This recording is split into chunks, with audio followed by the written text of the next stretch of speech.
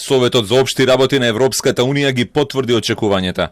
Ветото на Бугарија останува и Македонија, но и со неа Албанија повторно не добија зелено светло за одржување на првите меѓувладини конференции за отворање на преговорите за членство во Европската Унија. Португалското претседателство со Европската Унија топката сега ја префрла на Словенија, охрабрувајќи оваа земја да продолжи да бара решение врз основа на предлогот на официјален Лисабон. Despite all efforts, it was not possible to agree on the negotiating framework for North Macedonia and for Albania, and to hold the first intergovernmental conferences with these two candidates. We noted, however, that the incoming Slovenian presidency will continue its efforts, hopefully leading to a positive conclusion soon on the basis of the proposal that the Portuguese presidency put on the table.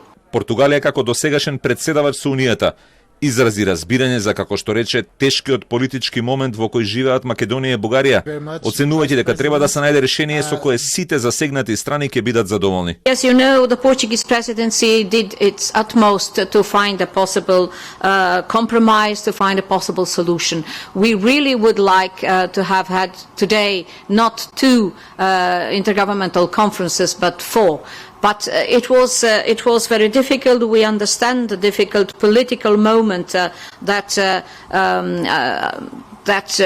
Bulgaria and North Macedonia are leaving. It's not yet the moment, and I think we have to find a solution where all the participants, that all the stakeholders feel that they are comfortable with, and so we encourage the Slovenian presidency to continue our efforts and to continue our efforts not to lose momentum, continue the debate and use the proposals that are on the table to proceed. Европските амбиции на Албанија во моментов остануваат колатерална штета на бугарското вето за Македонија, бидејќи земјите на членки на Европската Унија засега остануваат на ставот дека двете држави не треба да се раздвојуваат.